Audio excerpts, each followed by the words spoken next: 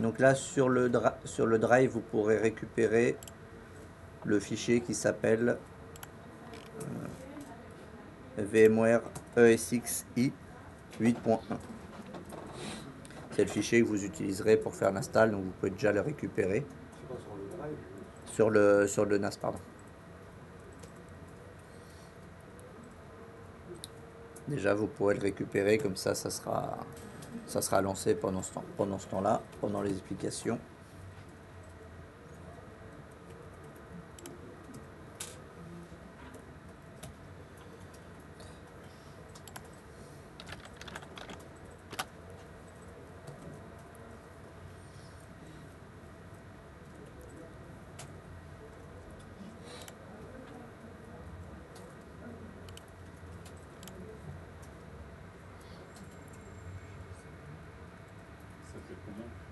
VMware ESXi 8.1 et quelques autres éléments.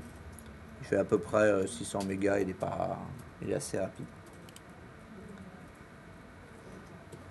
J'attends au moins que vous le lanciez. Donc pour l'installer, on va dans VMware. On va faire une nouvelle machine. On va la faire en custom par contre là.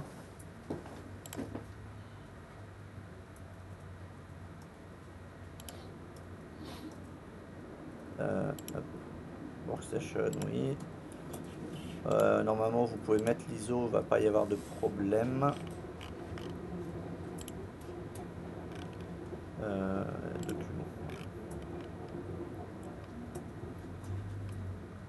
VMware ESXi 8.1. Voilà. Là, il n'y a pas de problème, vous pouvez la mettre direct parce que comme il n'arrive pas à détecter automatiquement le système d'exploitation, il n'y a pas de problème avec un mode easy ou quoi qui pourrait se mélanger. Et ici, par contre, c'est là qu'il faut faire attention. Quand on est au niveau du choix du système du système, il faut bien prendre VMware ESX. Il ne faut pas prendre un autre système. Et vous mettez ESX 8 ou plus. Sachant que pour l'instant, c'est la dernière version, c'est ESX 8. C'est VMware ESX. VMware ESX. Oui, 8.8.0. Le fichier ISO. Moi j'ai 8 add letter. C'est ce qu'il a. Hein? Ah oui, c'est ça. Oui, c'est ça, 8 ou plus. Ici, bon, on va l'appeler ESX8, ESX-1. Je mets ESX-1 parce qu'on va avoir besoin d'un deuxième ESX après. Ici, nombre de processeurs, je vais en mettre 1. Je vais lui en mettre 6 pour lui donner un peu de patate.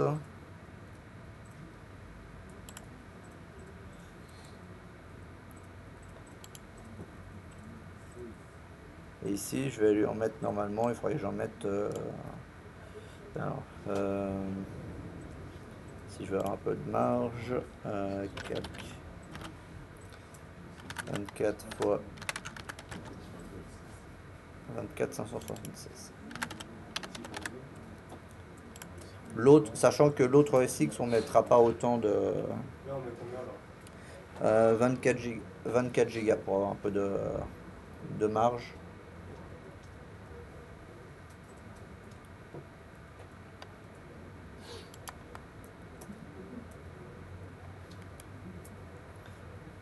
Parce que là, c'est l'étape où le cas où 16 Go, ça passe pas de RAM. On peut le mettre en NAT, il n'y a pas de problème pour notre exercice, c'est pas gênant. On pourrait toaster aussi. On va laisser en NAT. Après, on lui laisse les recommander. Mais c'était surtout de rajouter un petit peu de processeur et de rajouter surtout de la RAM à l'ESX. Donc ensuite on crée un nouveau disque, après ça change pas. Par contre le disque, là on va lui laisser les 142 Go qu'il met. Sachant qu'on va pas remplir réellement les 142, mais on va lui laisser ça.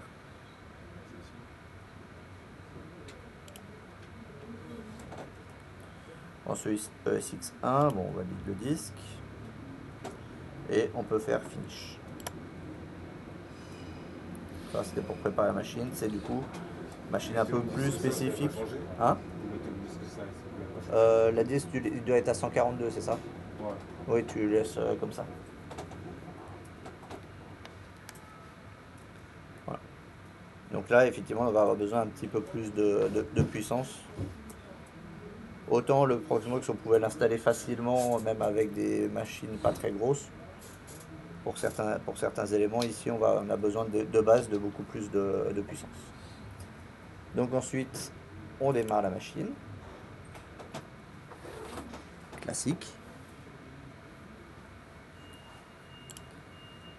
Il va booter automatiquement. On laisse booter du coup.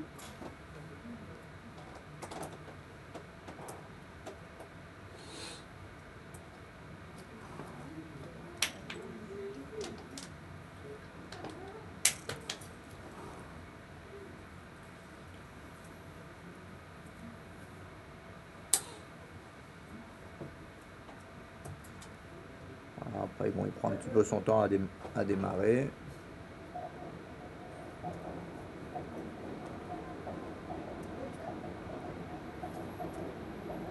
Mais c'est normal, c'est pas forcément le plus rapide au démarrage.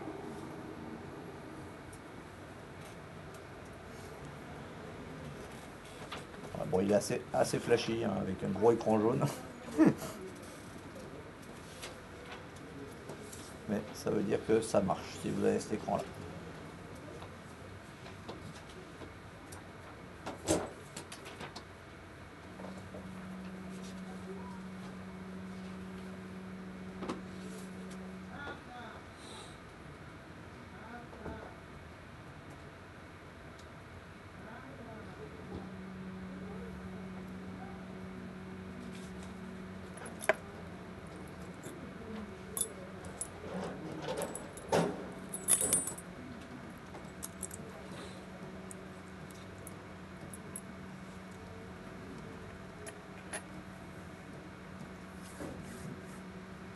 Ne vous inquiétez pas, même si ça semble ici qu'il reste qu'une étape et que ça a l'air de pas avancer, c'est normal, ça bloque toujours un petit peu.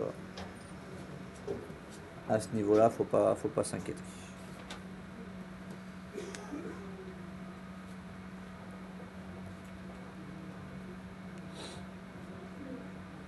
Faut pas s'inquiéter. Sinon, vous avez bien tous normalement, oui, vous devez toujours avoir tous une ISO de Windows Server sur votre machine, hein, je pense, vu le nombre qu'on en a installé. Pour vérifier quand même, mais normalement, quand on a installé pas mal de Windows Server, vous êtes censé avoir l'ISO dessus. Parce qu'on en aura besoin après.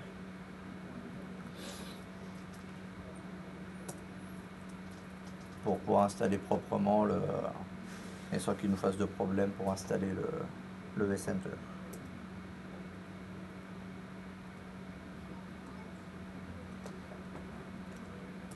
Et puis ça permettra de montrer du coup comment on met une ISO sur le SX au passage.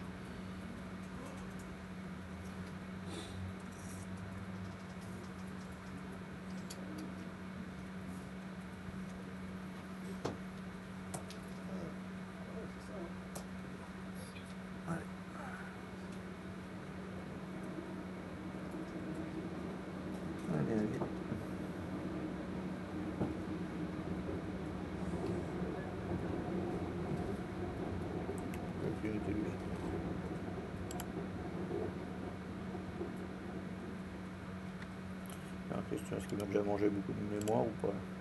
Normalement, à cet endroit-là, pas encore spécialement. Je vais voir si j'ai pas le tu as quelle version de VMware là? Non, c'est bon, Non, t'as pas pris la version 17 qui était sur le drive? Essaie de mettre la version 17. Je pense que tu dois pas avoir la bonne version. Là. Si t'as pas ça, tu dois être sur la version 16. Ah, on voit qu'il a déjà mangé un peu de... Voilà, donc quand c'est chargé, vous arrivez ici. Donc on fait entrée pour continuer, classique. Là, c'est la licence qu'il faut accepter, comme quand on installe un programme ou comme quand on installe Windows. Bon, on n'a pas le choix. Par contre, ici, c'est F11 pour accepter.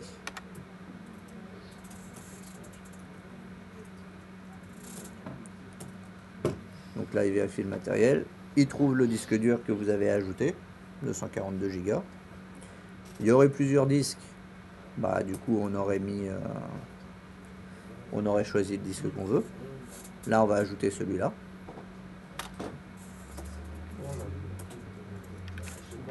Hein? Pour Déjà rajouté. oui, tu dois avoir un disque de 142 normalement qui te propose. Tu fais entrer. Après, bah, vous choisissez le clavier français dans la liste. Parce que ça peut simplifier pour les taper les mots de passe. Alors là par contre, il faut un mot de passe un peu plus élevé. Je crois que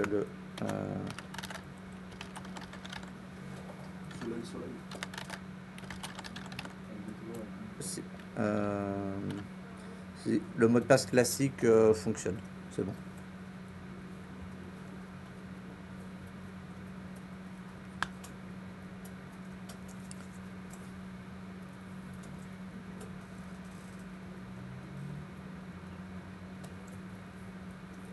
Bon, après, vous pouvez mettre ce que vous voulez du moment où vous vous en souvenez du mot de passe. Parce que si jamais vous oubliez ce mot de passe là, vous pouvez même pas éteindre proprement la machine. Parce qu'à l'arrêt, il demande, pour un arrêt propre, il demande le mot de passe du root. Donc si vous n'êtes pas capable de le donner, vous ne pouvez pas éteindre la machine proprement. Donc après, là, ici, il vous dira que votre processeur... hein? Ah bon? Ouais, moi, c'est passé. Oui. Oui, par contre, il faut une majuscule. Après, du coup, il va vous dire qu'attention, le processeur peut ne pas être pris en charge par la suite, par d'autres mises à jour. Donc bon, là, ça va pas nous impacter parce qu'on est de toute façon, on n'est pas en production. Donc on va faire entrer pour continuer.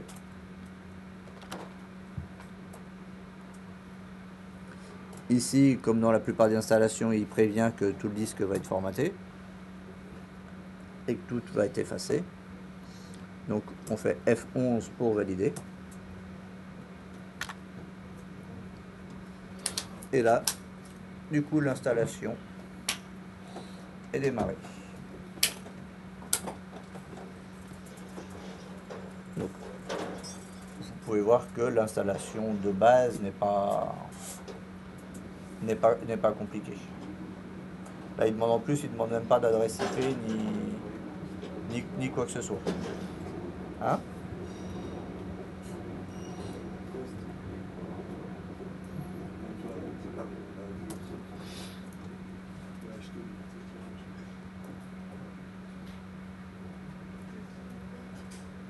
Voilà, là, il va s'installer.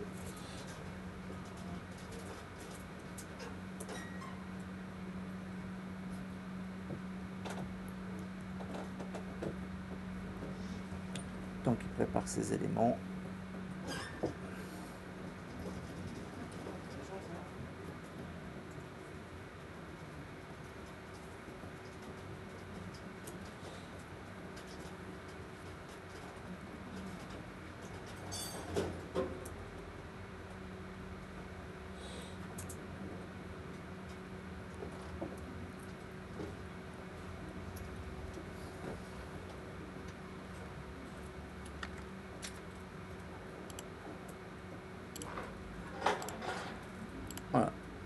Donc après, il dit de retirer le CD pour redémarrer. Mais bon, comme là on est sur une machine virtuelle, il va redémarrer automatiquement sur le disque dur. Donc normalement, il n'y a pas besoin. Et on fait entrée pour reboot. Tout simplement. Sur reboot? Oui. Entrée pour... tu fais entrer directement.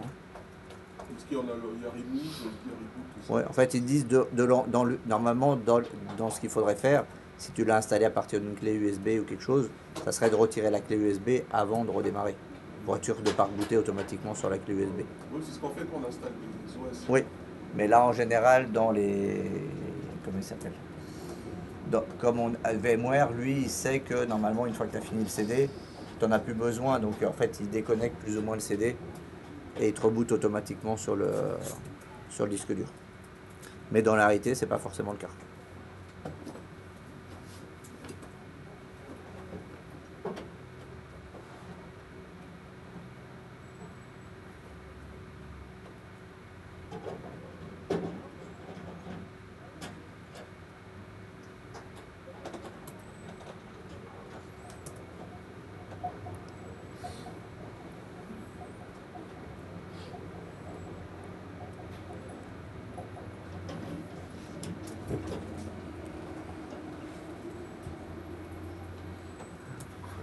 Je mettrai la place plutôt. Du coup, si je stream le deck qui marche, je vais essayer d'améliorer ça. Donc là, pareil, on le laisse démarrer. Il y aura juste un petit truc qu'on va faire, du coup, une configuration et après on fera la pause. Voilà. Donc ici, on arrive sur cet écran-là, il nous dit, pour gérer l'hôte, allez soit sur HTTPS et tout, il attend un DHCP. Moi, je crois que je l'avais désactivé le mien, sur le réseau où je l'ai mis, mais si vous avez un DHCP, normalement, il vous a mis une adresse IP, directement. Mais cette adresse-là, du coup, on va la changer, parce qu'on est sur un serveur. Donc le serveur ne doit pas rester en DHCP, pour faciliter les choses. Donc là, on va faire F2. Ici, on va mettre le mot de passe route. C'est pour ça qu'il est important. Non, tu mets le mot de passe que tu as défini tout à l'installation. Ou autre chose si vous avez mis autre chose. Hein? Non. Fait sous tabulation. Ouais. Normalement, ça te met des astérix quand tu tapes. Tabulation, il descend. Oui, parce que là, la souris ne fonctionne pas dans ce... Ne fonctionne pas. Donc normalement, vous arrivez ici, System Customization. Donc là, on peut remodifier le mot de passe si on voulait. Mais là, ce qui va nous intéresser, c'est Configure Management Network.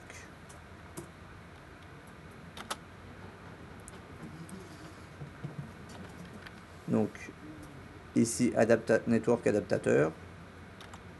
Ça nous permet, si on a plusieurs ports de carte réseau, savoir par quel port va passer la gestion. Les câbles là, qui vont permettre de configurer le SX. Donc sur un vrai serveur, effectivement, comme on a plusieurs, on peut avoir plusieurs câbles différents pour que si jamais un câble se retrouvait arraché ou avait un problème, eh ben, on peut quand même toujours manipuler sa VM, son ESX et son serveur sur le deuxième câble. Du coup, il fait ce qu'on appelle de l'agrégation de câbles, c'est-à-dire il y a 4 câbles et pour lui c'est la même adresse. C'est comme si c'était un seul et unique câble. Donc même si tu en perds un, pour lui il ne voit pas la différence. C'est quoi cette forme de redondance Ça sert de redondance, oui. Parce que s'il y en a un qui tombe, bah du coup il y a l'autre qui... Ça c'est propre à juste à... non, c'est propre à tous les serveurs et comment tu configures. C'est pas spécialement propre à ESX.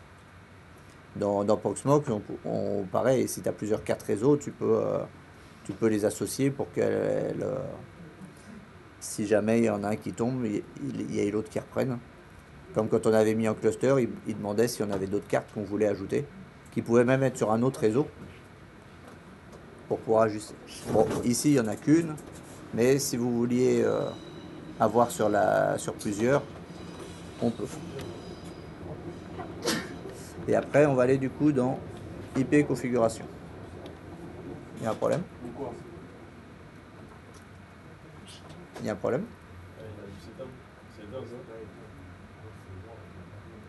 Ah. La prise elle est bien branchée? En bas là? Au niveau du chargeur?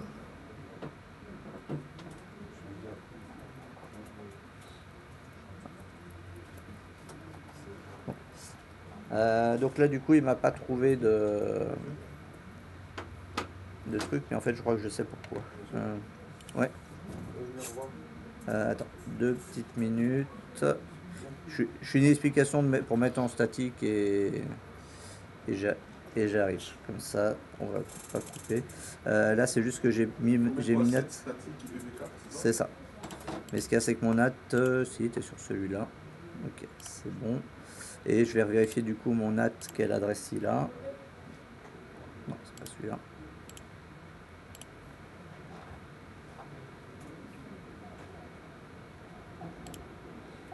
Et mon NAT, il est sur le réseau 10. Donc ici, on va dans IPv4 configuration. On se met sur... Ah, et on appuie sur l'espace pour valider cet IPv4. Sur Space? Oui, tu appuies sur la touche espace pour valider. Là, tu te mets sur... Ça numérote? Ouais, enfin, ça te donne accès au chiffre en dessous. Là, tu dois avoir un petit rond maintenant si tu as appuyé sur espace. Sur la troisième ligne. Ouais, c'est ça. Donc, c'est bon. Et après, ici, bah, vous tapez l'adresse que vous voulez utiliser pour votre... ouais, ou vous pouvez réutiliser celle qui vous a été donnée par le DHCP. Ah, c'est pour activer en fait. Ouais, pour lui mettre son adresse fixe. C'est bizarre. De... Non, mais moi, ça m'a mis un... Oui, il a récupéré, parce que par défaut, il remet l'adresse qu'il a récupérée par le DHCP. Donc je peux laisser comme ça? Tu peux la laisser. Et on a pu entrer, c'est ça? Ouais, mais ce qu'il y a, c'est que moi, du coup, j'avais pas le DHCP. C'est pour ça que je le mets à la main. Et après, on fait entrer pour valider. Ah, effectivement. 1028, c'est...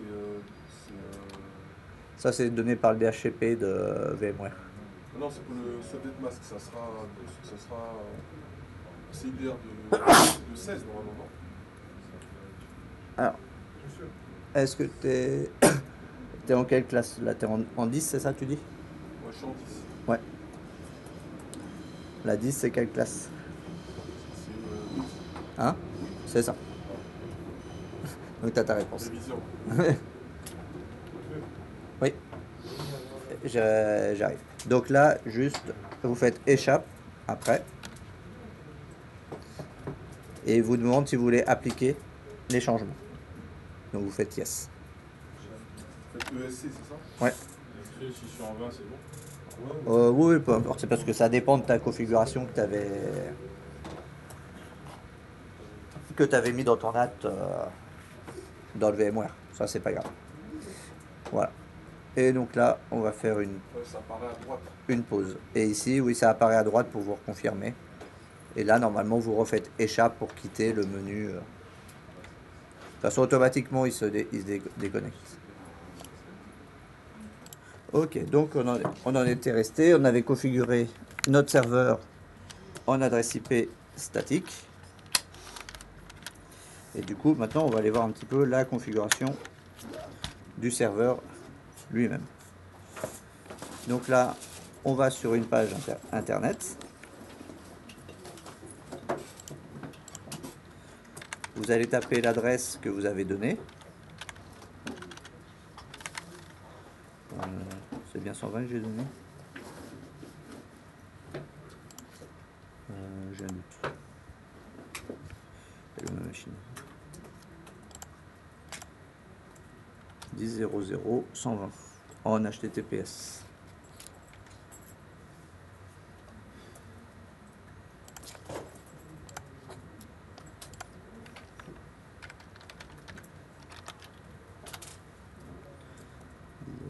Ok.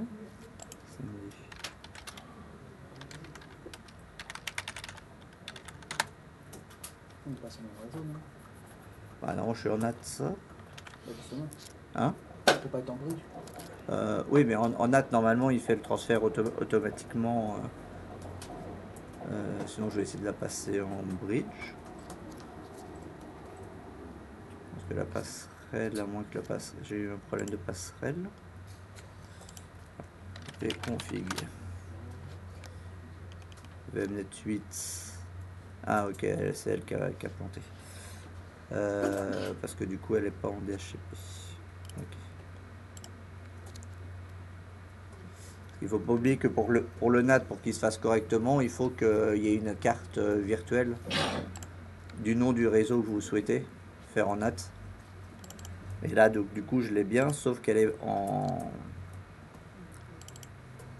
Elle en API pas.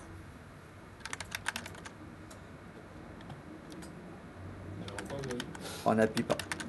Donc ça fait qu'elle peut pas communiquer entre les réseaux. Donc, logiquement, avec ça devrait mieux marcher.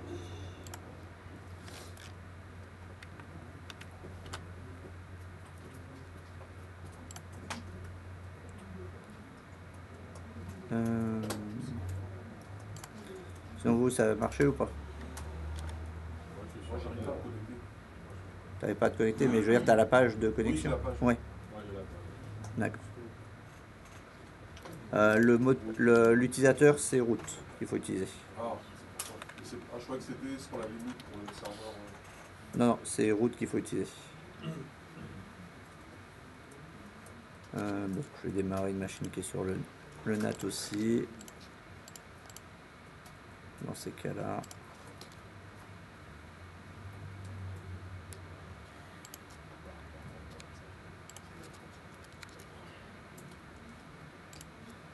Off.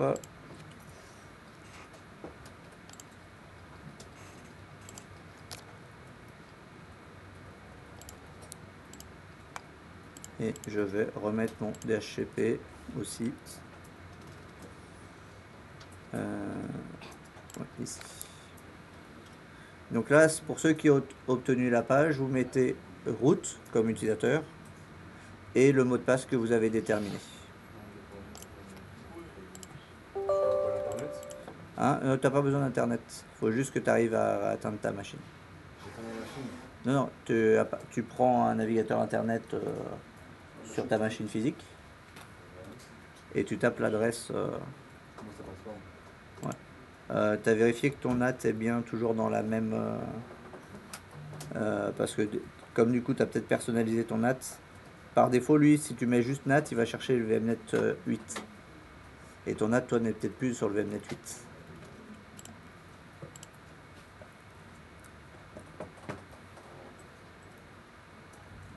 Là je remets le DHCP.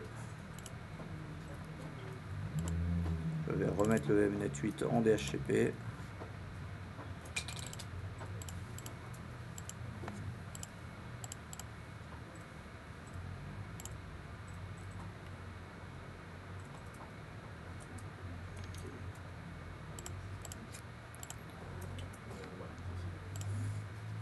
Sinon je vais essayer à partir dessus là, si je veux pas.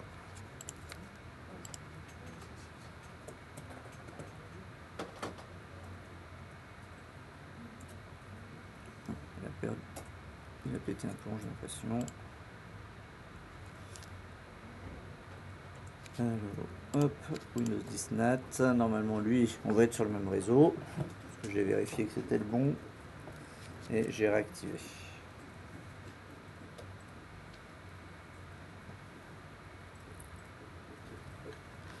Donc,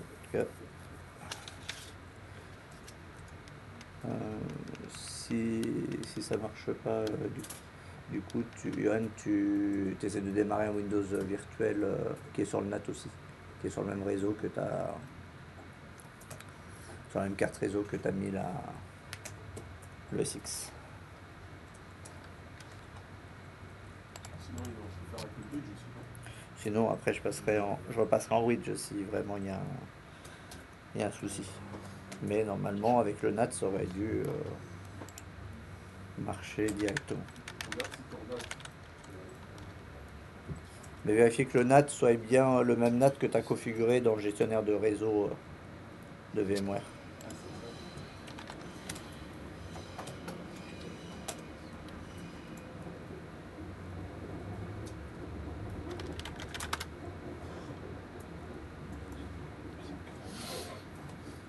Wow. Allez, tu es arrivé à me cracher. Pourquoi 172.16? Ça, je devais pas être en... J'ai dû me mettre en statique, c'est pour ça.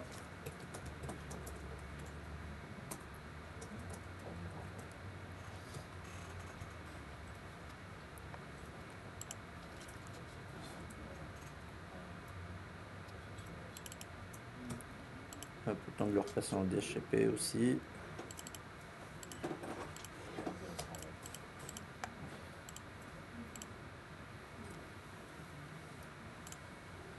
Voilà. Normalement, là maintenant, je suis bien sur le réseau 10. Voilà. Donc là, comme d'habitude, vous acceptez les risques de sécurité.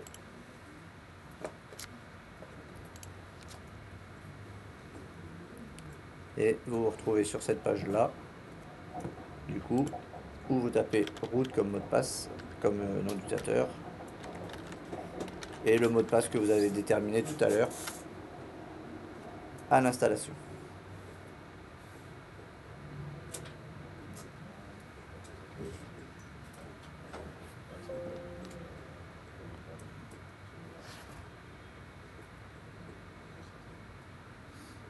Donc là, quand vous arrivez la première fois, il vous demande si vous voulez améliorer VMware. Bon, vous n'êtes pas obligé, hein, vous pouvez décocher la case et faire OK.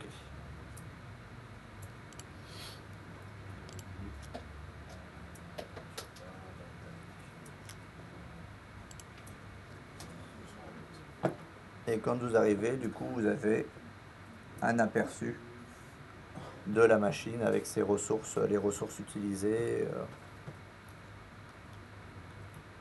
son processeur, son ou ses adresses IP si vous avez plusieurs cartes réseau et que vous avez mis plusieurs adresses IP, le DNS, la plateforme par défaut, voilà. Des petits graphiques de la dernière heure pour savoir l'état des choses. Donc un peu comme on avait du coup dans le Proxmox. Après ici on a un onglet. Oui. Ah, j'arrive.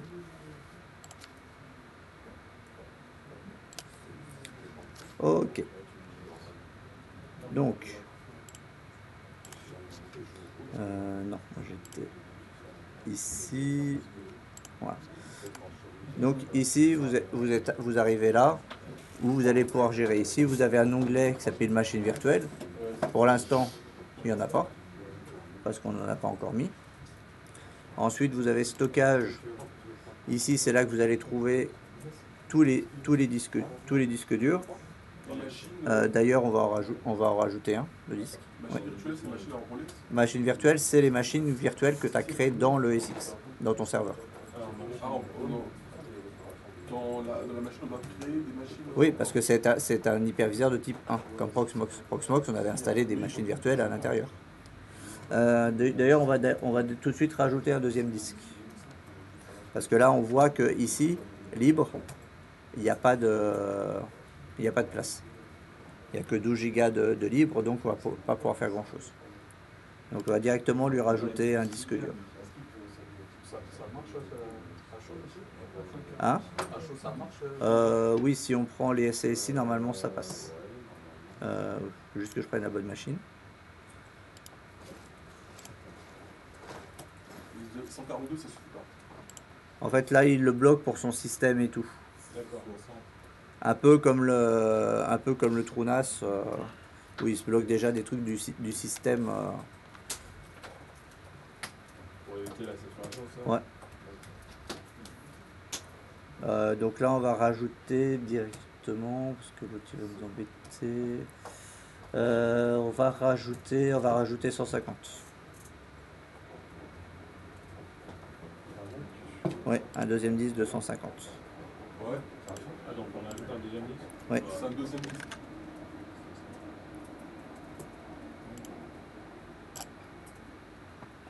Le couple est sur ton 142 ou Hein? le couple 142 est là? Ouais, mais il se bloque des trucs pour des contrôles et tout. Vous avez dit combien pour le deuxième? 150 pour le différencier un peu de l'autre. Donc en réalité, il n'occupe pas les 142, mais après, des fois, il se fait des trucs de son système pour faire des fichiers temporaires et tout. Donc c'est pour ça que si on essaie d'installer une machine, il va pas vouloir. Ils auraient utilisé la page ou on va reprendre Oui, voilà. Je suis là. Après, donc si vous faites rafraîchir, si vous rafraîchissez la page, vous allez voir qu'il n'y a rien qui va avoir changé. Il faut sortir. Non, c'est pas ça, je vais vous expliquer. Donc normalement, si vous êtes dans stockage, vous avez toujours un stockage. 150. Et ici, en fait, c'est parce que...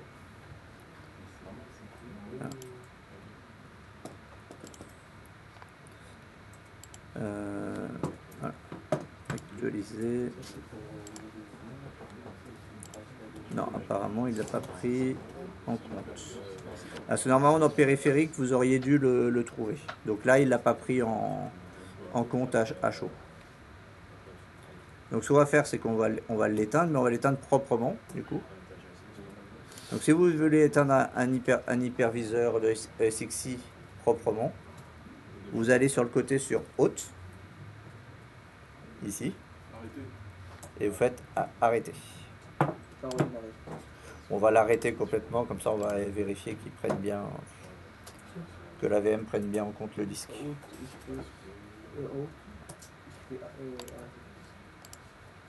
Donc là, il va l'arrêter.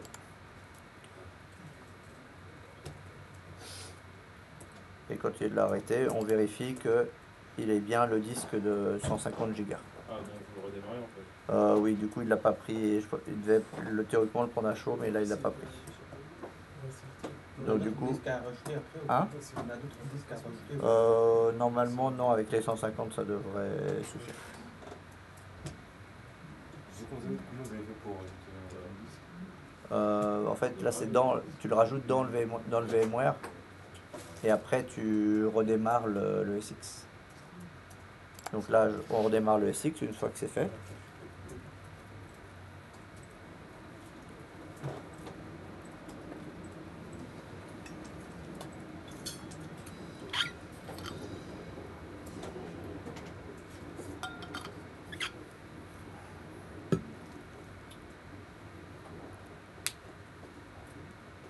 Je vais le recommander. Oui, tu le mets en recommandé et tu mets 150. Donc là, il redémarre, il fait tous ses contrôles.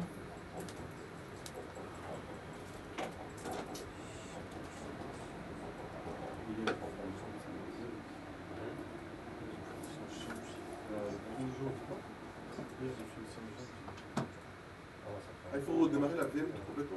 Oui. Ah, je crois qu'il fallait juste arrêter le serveur et le relancer. Bah oui, c'est ça. C'est ton serveur, c'est ton... Ah non, moi je croyais C'est le sur la SX. page en fait. Oui, c'est le SX que tu as redémarré. Oui, j'ai comme le serveur, mais j'ai pas touché la VM. Je pensais qu'on pouvait partir à la page web. Ah oui, si, tu peux le faire à partir du serveur directement, ça revient même. Le tout, c'est que le SX est redémarré. Je sais pas pourquoi j'arrive pas. Donc la VM aussi, à partir de la VM aussi. Ah, mais c'est ça que je demandais. Oui, après, une fois que tu l'as arrêté, tu la redémarres. Parce que vous avez dit qu'il faut le faire, on peut le faire à chaud. C'est pour ça. Oui, mais là, justement, il n'a pas pris les disques à chaud. Je pensais qu'il allait les prendre. Toi, il l'a pris? Bon, moi, On est d'accord que sur un vrai truc, il faut changer l'utilisateur. hein oui. Ah, c'est bien tout seul. Enfin, le root, le root il est toujours de base, mais après, il faut créer un autre utilisateur que le root. Et le mettre en admin. Oui. Et d'avoir un autre que le root en admin. Donc là, une fois que c'est redémarré, ah, attends. Est-ce que vous avez été dans périphérique?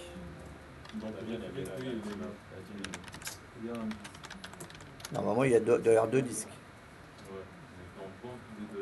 Oui, c'est normal. C'est normal. Il faut déjà vérifier que dans périphérique, il apparaisse. Donc là, périphérique, maintenant, on voit bien que j'ai deux disques local VMware. Normalement, vous devriez tous les avoir. Un de 142 et un de 150. Donc ici, en fait, il faut créer maintenant une nouvelle banque de données. Automatiquement, par défaut, il n'utilise pas les disques directs. Il faut lui attribuer les disques avec en tant que disque. Un peu comme dans le gestionnaire de stockage de Windows où on crée les disques virtuels et après enfin non, on crée l'espace de stockage physique entre guillemets et après on crée les disques virtuels qu'on utilisait. Donc là on fait une nouvelle banque de données, on lui donne un nom, je vais l'appeler test mais après vous pouvez mettre ce que vous voulez, il faut juste qu'elle ait un nom. Ici il vous montre les disques disponibles pour pouvoir utiliser en tant que banque de données. Donc du coup, oui, parce que de toute façon il n'y a qu'un disque pour lui, l'autre est déjà utilisé. Donc il en manque qu'un. Hein, il prend pas le deuxième disque, ça? Non, lui c'est pour la connexion. Vérifie que ton NAT, tu sois bien mis NAT sur les deux et qui correspondent bien au NAT de VMware.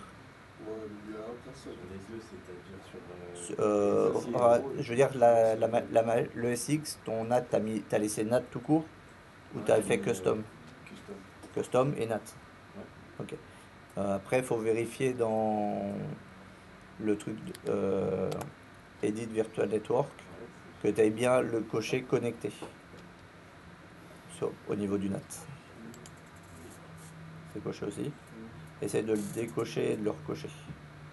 Décocher, t'appliques et tu le recoches. Et après, la carte qui correspond là existe bien sur ta machine virtuelle, ta machine physique. Okay. Et elle est bien en DHCP. Ouais. Non, mais après, ça peut être ça. Donc, tu désactives le fait que ça soit connecté et tu le reconnectes pour voir.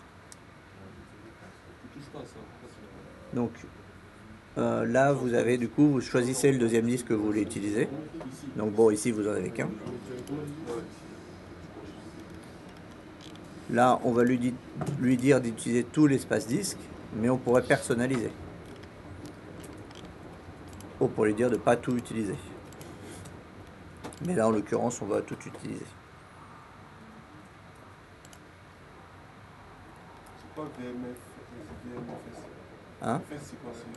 Ça, c'est son système de fichiers à lui. C'est VMware File System.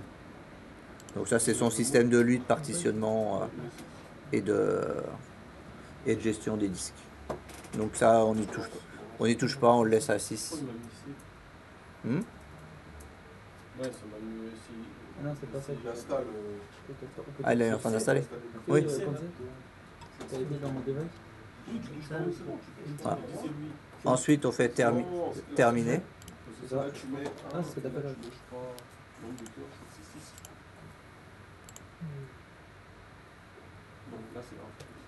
La banque de données, pour l'instant, il n'y est pas.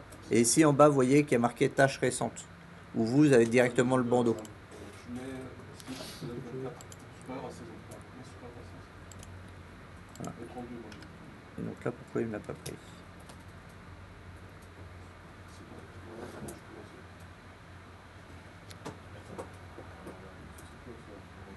Alors, pourquoi il ne l'a pas pris? Nouvelle banque de données.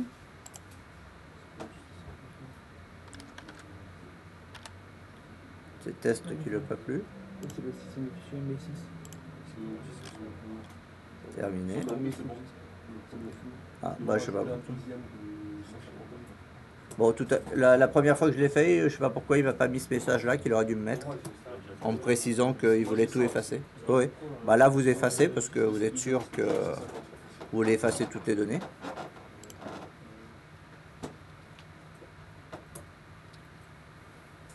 Et après, ici, vous voyez que niveau stockage, vous avez bien maintenant votre test 2 qui possède 148 Go de disponible. Donc là, maintenant, vous avez bien un deuxième disque avec pas mal de données. Vous allez pouvoir travailler. Donc maintenant, on va aller dans test 2.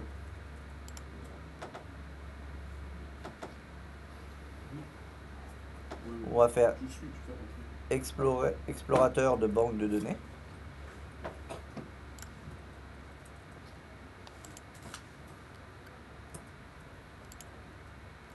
Et ici, à la racine, on va créer un nouveau répertoire.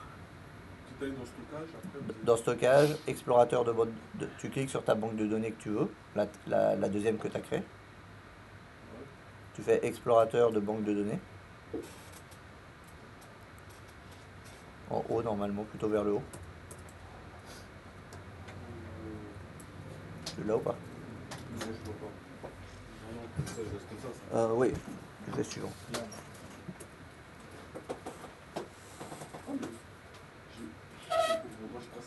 Alors, tu vas dans banque de données. Là, directement, tu reviens banque de données. Et là, maintenant,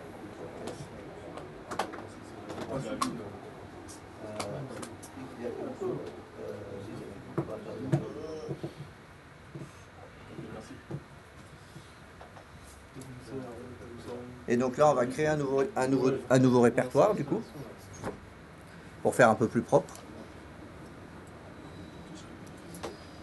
Et on va l'appeler ISO.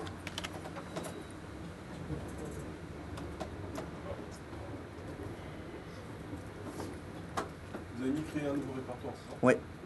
Et on va l'appeler ISO.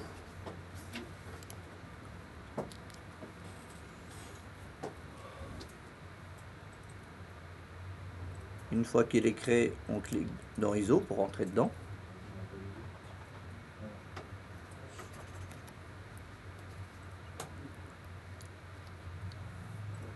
Et une fois que c'est fait, on va faire télécharger.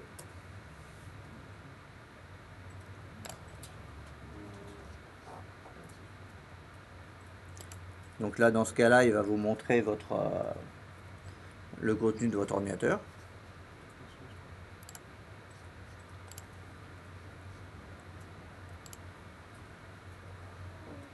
Ah, mais du coup, je suis sur celui-là. Oui, du coup, mais j'uploadais la... Ah, voilà.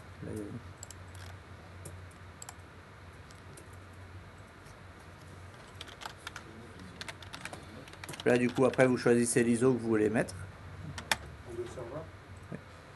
Là, tu mets ISO, là. Tu l'appelles ISO, le répertoire. Oui, Windows Server. J'arrive. J'ai juste le temps de lancer. Mais on met Windows Server sur le SX.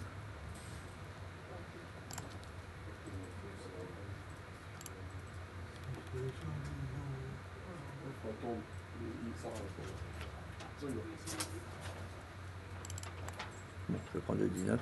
Et ici, vous avez une barre de défilement qui apparaît. Donc après, vous pouvez faire fermer quand même, même si vous n'êtes pas arrivé au bout. Et pour savoir où il en est, vous cliquez sur où vous regardez le bandeau tâches récentes.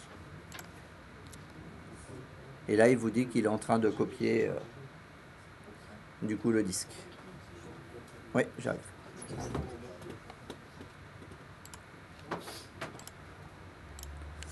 Donc là, maintenant, pour créer une machine virtuelle, on va dans machine virtuelle. Bon, on voit que pour l'instant, il n'y en a pas, ce qui est normal. On fait créer, enregistrer une machine virtuelle. On va en créer une nouvelle parce que pour l'instant on n'a pas de modèle, enfin on n'a pas d'EVF ou quoi.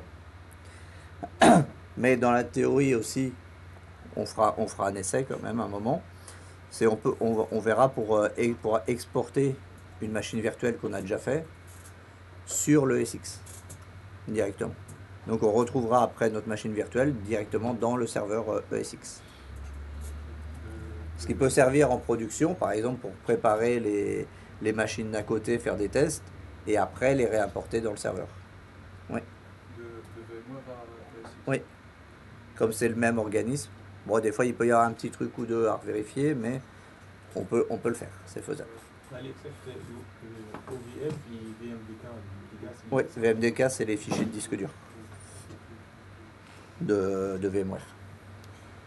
Donc là on va faire créer une machine virtuelle directement. Ici, classique, on lui donne un nom.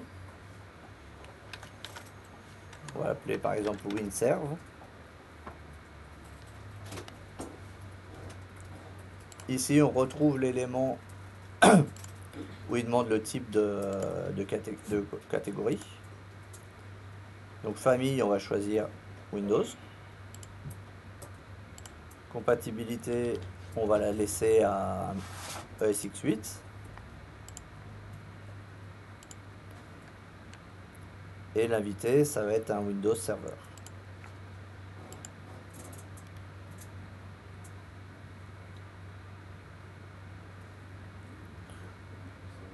Et là, on va pas activer la sécurité. Des fois, il peut y avoir des bugs. Donc, on va laisser comme ça. Donc là, jusque là, c'est pas compliqué. Hein, c'est comme le début de VMware.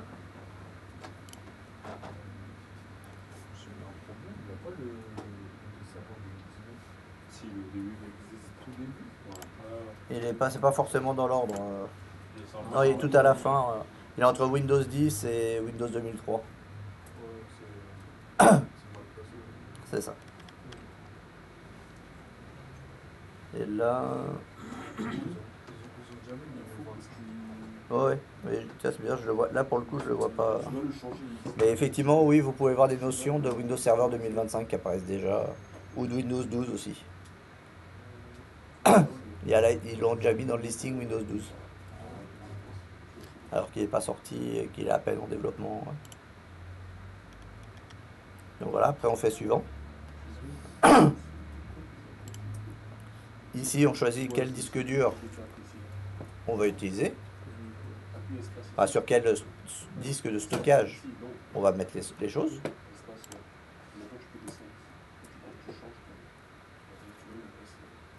Et ici on retrouve les mêmes éléments, mais il y a des petites subtilités. Par exemple ici on peut choisir le nombre de CPU. On va en laisser 2. La mémoire. Parce que là, la mémoire, par exemple, on peut, ici, si vous avez vous voyez que vous avez une petite flèche à côté de mémoire, ici, il y a ce qu'on appelle des notions de réservation. C'est-à-dire qu'on peut dire que cette machine-là, on va lui bloquer 2048 mégas de RAM. C'est-à-dire qu'elle ne pourra pas avoir moins de 2048 mégas de RAM disponibles. Ah, donc c'est un qui est déjà bloqué dans la mémoire juste pour elle. Ce qui permet d'étaler de la mémoire, et après le reste de mémoire se repartage entre les machines au besoin. Si on fait 0, lui il va gérer automatiquement la mémoire vraiment que théoriquement ce qu'il a besoin pour faire fluctuer. Après vous avez disque dur. Vous voyez, il vous met 90, bon on va le réduire à 60 déjà. Et surtout, ce qu'il ne faut pas oublier, c'est de cliquer sur la petite flèche justement.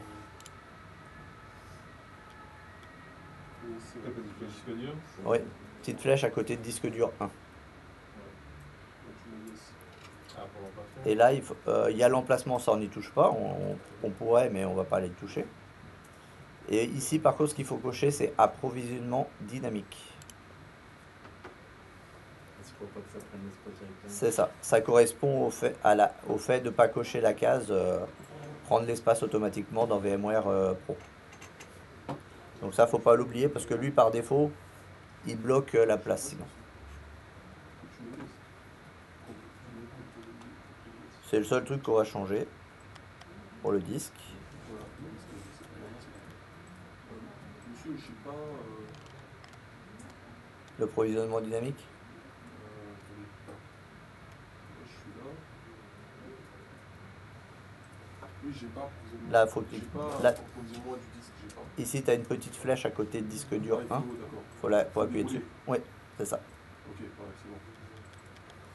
Donc ensuite, les autres options du disque, on n'y touche pas. Contrôleur SCSI non plus. USB, on n'y touche pas. Adaptateur réseau, dans notre cas, on va pas y toucher, mais je vous expliquerai dans quel cas ça peut servir. Ensuite, lecteur CD. Ici, vous voyez qu'il met périphérique haute. Ça veut dire que si on a un lecteur CD sur notre machine physique, il va essayer de lire ça. Donc là, c'est pas ce qu'on veut. On va aller dans Fichier ISO, banque de données. Test 2, ISO et Windows Server. Donc on le sélectionne. Ah, après, si jamais il n'apparaît pas, c'est peut-être parce qu'il n'a pas encore fini de transférer aussi. Ou des fois, il peut apparaître même s'il n'a pas encore fini de transférer. Donc, mais vous pouvez déjà le sélectionner. Non? Ah, bah, c'est peut-être parce que moi, il avait fini. Oui. Bon, après, vous pouvez revenir après, mais c'est pour montrer que du coup, il faut bien penser que c'est ici qu'il faut choisir le disque dur. Là où il y a marqué haute, faut mettre ISO banque de données. Il faut le mettre à la main. Non, normalement, il te propose soit... il te propose quoi, là? Périphérique haute ou ISO banque de données, c'est ça? Il te met quoi? Local, MUC, VMware, IOK. T'es bien dans CD, là, c'est ça? Lecteur de CD? En face de lecteur de CD? Ah.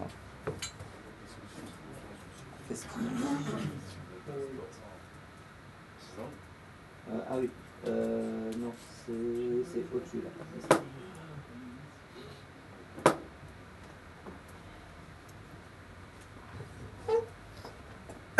Et après, une fois que vous avez mis ça, on fait suivant.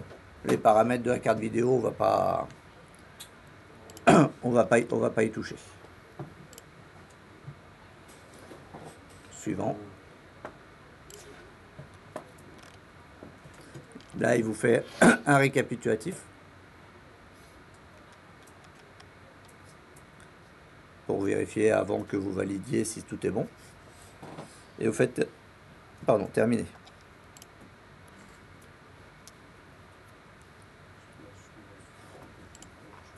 Et donc, vous voyez... Oui, ouais, tu vas dans le répertoire ISO. Et ton disque que tu as copié ou que tu es en train de copier. Oui. Où ça? Là, il change. Ça marche. De quoi? Ça marche. Ah, attends, j'arrive, je finis de montrer ça. Donc voilà, vous voyez que maintenant, machine virtuelle, vous en avez une. Si vous avez fait terminer. Moi, c'est bon, mais il a pris le mauvais ISO. D'accord, tu mettras l'autre ISO et tu le... Ah, ici, si jamais vous êtes ici, que vous voulez modifier des éléments de votre machine, vous la cochez. Vous allez dans Action et modifier les paramètres. Et là, du coup, il vous remène au menu de création. Vous avez dit on coche et on va dans Action. Oui. Action, c'est là où. Oui.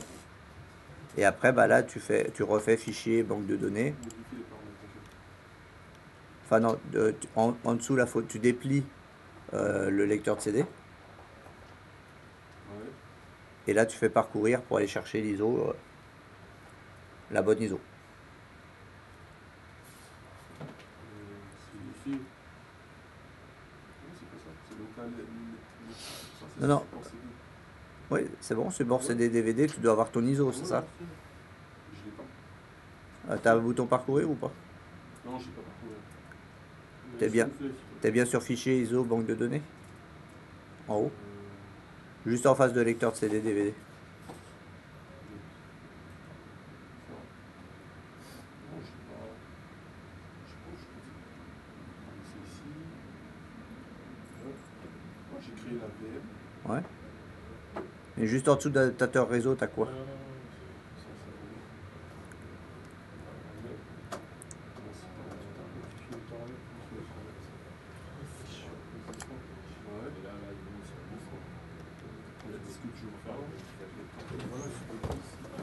C'est ça que j'ai fait.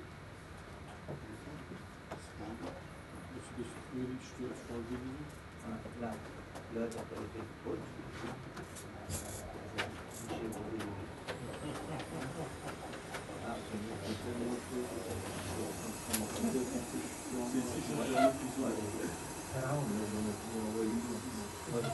Après, du coup, il faut juste que par contre, tu Télécharge là? non, c'est télécharger, tu uploads ton Windows Server. C'est Windows Server? Oui, c'est Windows Server qui compte. Donc je peux effacer alors. Oui, tu peux les installer à quelqu'un. Oui.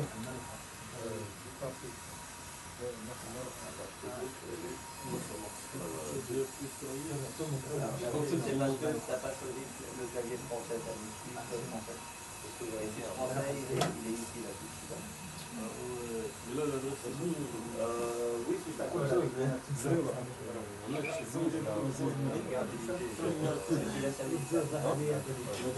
la recommandation. Oui, en fait, toi, tu as sur le réseau date en fait. Tu as dit ça. Parce qu'après, il faut que tu choisisses ici. C'est bon. Et après, Windows. Non, j'ai pris là où. Le 22. Bah, tu dois trouver logiquement le 2022 dans la liste. Ouais.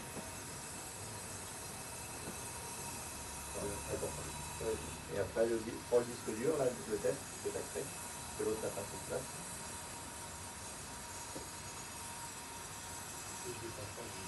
Après, 60. Non, oui. Non, c'est bon, c'est ça. Et là, tu vas être après De toute façon, toi, tu as mis 1028 de Renault. C'est pas bon. C'est bon. Voilà, 200. Non. Alors, c'est long. 200. Faut juste que tu sauvegardes. C'est bon. Voilà. Et ici, lecteur CD, tu vas mettre. Ça a été saute. Non, en dessous. Ça a été saute. Là, ok. Ouais. ISO banque de données. Reste. Et là, je vais chercher ISO.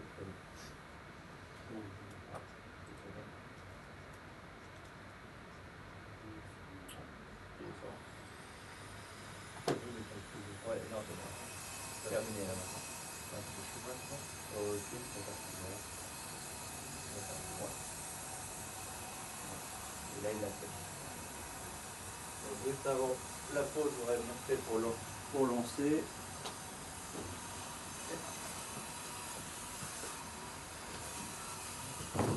Du coup, là, vous cliquez sur votre machine. Ici, vous voyez que vous avez un petit écran qui vous montre l'aperçu où vous en êtes. Ici, vous voyez qu'elle n'est pas lancée, ce qui vous met une touche de lecture. Vous appuyez dessus.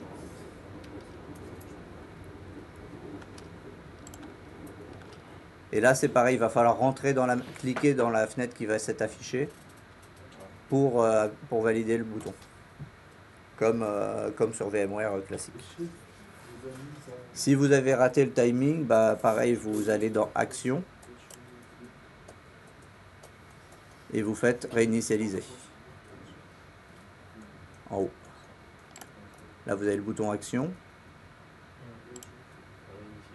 réinitialiser, et là, vous vous rapprêtez à recliquer sur le pour rentrer. Et donc là, juste avant de partir à la pause, vous allez lancer l'installation du Windows Server. Pareil, en expérience de bureau classique.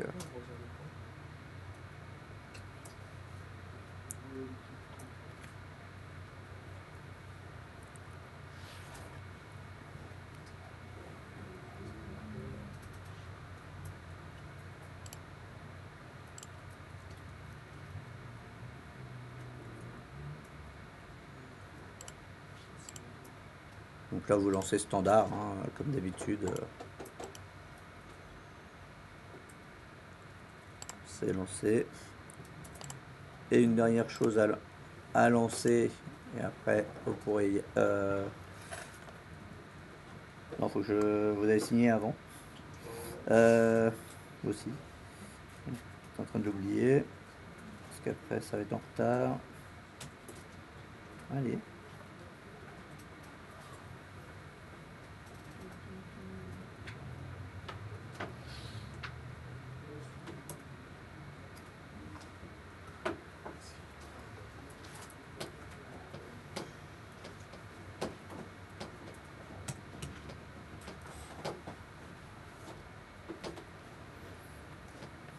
Ok, signature sur envie.